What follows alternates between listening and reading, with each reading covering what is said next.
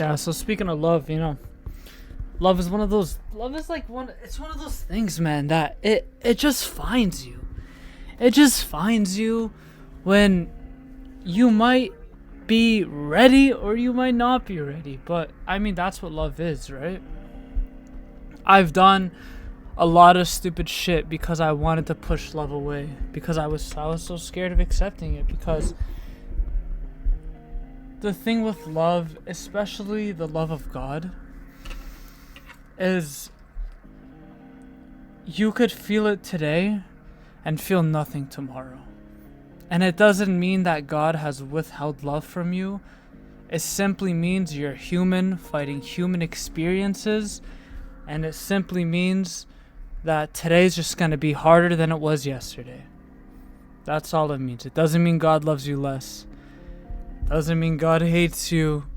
It doesn't mean there's something wrong with you. Why does there have to be something wrong with you? Damn, that music is loud. I think it's simply learning how to be human and understanding. I'm going to talk about love. You have love in front of you. Okay? If you're anything like me, you're very loving. Your whole existence is love, right? Now, I wasn't born to love one girl. That's why I have 72 wives. No, I'm just kidding. No. What I mean by that, I'm saying my mission here isn't just to love a girl and then fuck off and die. No, my mission is to change souls, and I think everyone's mission is to do that. But when you identify yourself with the love, it's dangerous, because if you lose that love, you lost yourself. You can never identify yourself with anything physical, because the moment you lose that, you lose yourself, and all the credits for everything you worked for gets destroyed. And people are constantly changing. You cannot trust one person to always stay there for you. Trust is a big part of a relationship, but for me, I understand that death is a thing. I know I'm not going to be here forever. The people around me aren't going to be here forever. If I identify myself with that love, and God forbid they go before me, I hope I go before all of them, but if they go before me, what do I got left? You need to find something within. This love, this heart. Oh my God! This love, it needs to be from within. The center of your heart needs to be Christ. This is why the Lord needs to be first, okay? If you're a lot like me, I always wondered, why? Why do I need to put God first? And what does it mean putting it first? This is what it means. This is your home. Christ. Jesus is your home. This is what, guard your hearts. Guard your hearts. So when you let people in, it's already being guarded by the love of God. So no matter what happens, you're always being guarded, and no matter what happens, everything's falling apart, you're still Christ-centered. You might lose the love of your life, you might lose your family, everything, you might lose it all, but Christ is always still going to be centered, and you might not feel it. Today, like I said, today you love God, tomorrow you feel like God hates you, which is false. We often judge ourselves and say, yep, God thinks the same thing. Yep, that's it. I'm a piece of shit. I don't deserve forgiveness. Yep, that's it. Everything's ruined. No, you cannot think like that. Think like that. Everything is going to fall apart. If you are at war with God, the only thing that should bring you peace is going to bring you anxiety and chaos, and you don't want that. That's the last thing you want. And a lot of people, speaking of anxiety, they talk about the second coming and they said, Jesus is gonna come. Get prepared. You're fucked. No. When you think of the second coming, you have to understand, what is the second coming, right? It's the physical rebirth of Christ coming back in his elevated state, right? In his higher form. We all have higher self. Christ came back in his higher self, the form of God. But the true second coming, the second coming you don't talk about, was when he died and came back within our hearts. He already came into this world. So, but when we're talking about the true, like the second coming, where he comes with the sword on a donkey, I actually forgot. On a horse, I think, yeah, with the sword, flaming sword or something. Sorry, my memory's so bad. Yeah, so he'll come back, but I'm telling you, please, for the love of God, do not get anxiety over Jesus' return. When these people say, you need to make peace with God right now, forget about everyone. There's no one here. There's no one here. It's just you and God. It's just you and God. He knows who you are. He knows who you are. He knows your heart. He knows how good you are.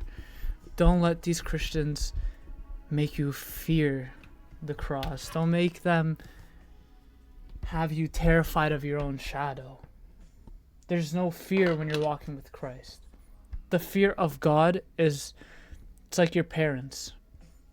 You fear your father, you fear your mother out of love, out of respect. And you know your parents could discipline you, but you know at the end of the day, they'll die for you. That's exactly what God did. God is our parents. Anytime, what is God like? Go back to your parents. Same exact thing.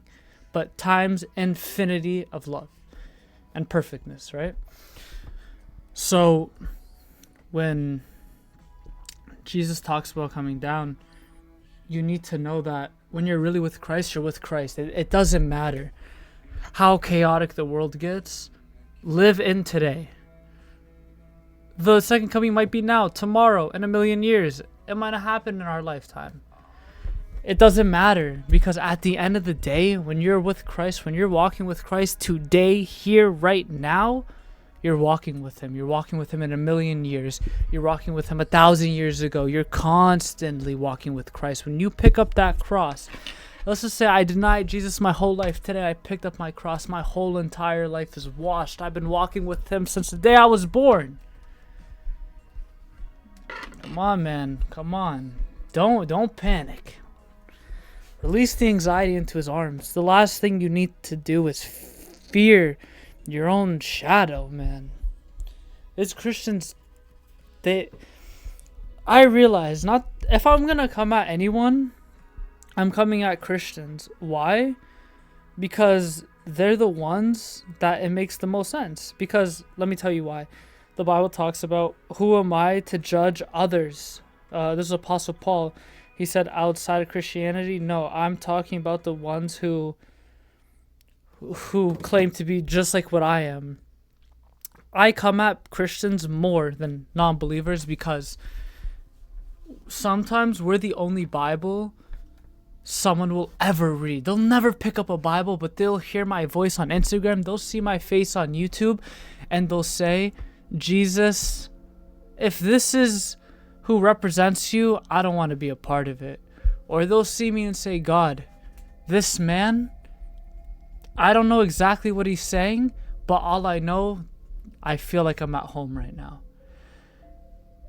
That's why I badger Christians who put fear into people, because we're all here, we're all looking for love and peace. This world is fucking chaotic.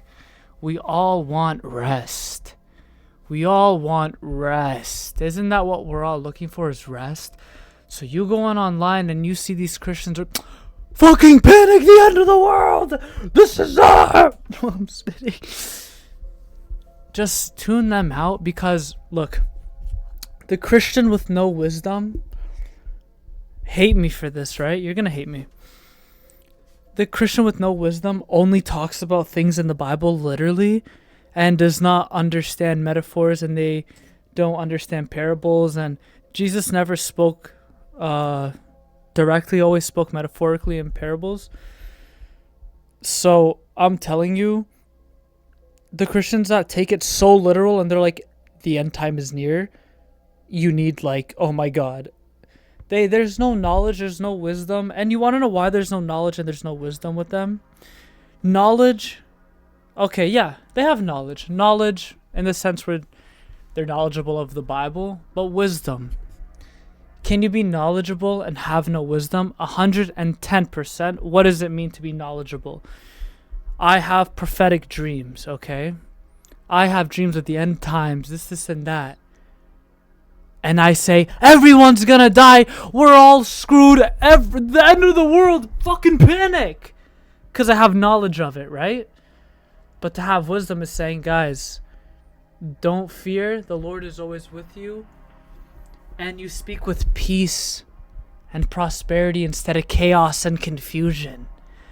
If they're speaking of chaos and confusion, that's the number one sign to get the fuck out of there. Even if they say they're speaking of the Bible, they're speaking of God, listen to your intuition. It will save you trouble. It will save you trouble. That's why God says, not, and everyone knows this, knowledge, it's one of the most deadliest things without wisdom. That's why the Bible always talks about the wisdom of the Lord. That's why King Solomon asked for wisdom. Because when you have wisdom, you have deep-rooted knowledge of something Christ-centered. Okay? And you have to understand that everyone has a bit of knowledge. Not everyone contains wisdom, okay? When they can't speak of things from their soul, it's hard. It's hard to trust what they're saying. You know, and trust me, I've been through things where I didn't give people the right advice that I should have. I've been, Lord forgive me, I have been the downfall of some people. Why? Because I was scared. Especially when it comes to love. If I ever made anyone feel like they can't be open and vulnerable with someone that they're in love with, forgive me, because that's one of the things I've struggled with more recently. Love is the essence of creation. If you're not embodying love, you're not embodying life. You're not embodying Christ. The most important thing is love. That was from the Bible. And you need to you need to put yourself in positions, because look, if you're someone who struggles with love and you find a girl you love, pushing her away and then fixing yourself is not going to work, because you're not being tested with the right things in order to grow. You know, you need to, when you find someone you love, you need to, that's when it's time to really, everything you learned, put it into practice and open your heart up, man. You don't gotta panic. Yeah, dude, everything, like, always be on guard, okay? Going back to the, what is it called? The second coming. Because the Lord said it'll come like a thief in the night. But you have to understand that it's okay to not panic about it. It's okay, like, it's okay to let go. It's okay to think of the rapture, the second coming, and feel anxiety, but learn to let go.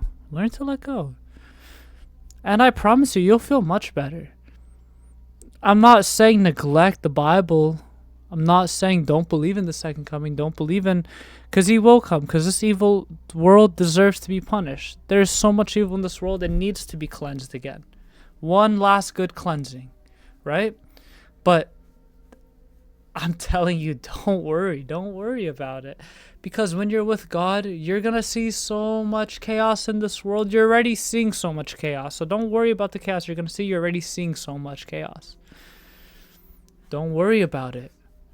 Just because, you know what? When you're with God, he'll protect you. And he'll send a multitude of angels to protect you, man. Come on. Come on. I'm not one of those prosperity teachers like, don't worry. I mean, there's a lot of worries, but in the sense where I acknowledge the second coming. I acknowledge it will come like a thief in the night. I acknowledge it. I am aware of it. And I believe it. I do. But I don't condone the fears that Christians put into people, and they only talk about going to church and the second coming, but they don't know how to calm someone's anxious heart down. That's all I'm trying to get at. So remember, guys, it gets copyrighted. When you close your eyes, you can't see any evil, but when you open them, you see evil, right? But just because I'm keeping my eyes closed doesn't mean I'm safe just because I'm not seeing evil. Your eyes should always be open, even if you're gonna see some fucked up shit. That's where the inner strength of the Lord comes in, and you just you just keep fighting, man. I have poison ivy and it fucking hurts. Yeah, that's why my eye fucking looks like a fat bitch farted on. See, like, oh! But yeah, guys, I hope you enjoyed that little Bible breakdown. I'm gonna stream tonight. I hope you guys, ow, it's so itchy. I hope you guys enjoy it. Remember, Jesus is always with you. Stay strong. And always, always, always keep fighting, alright?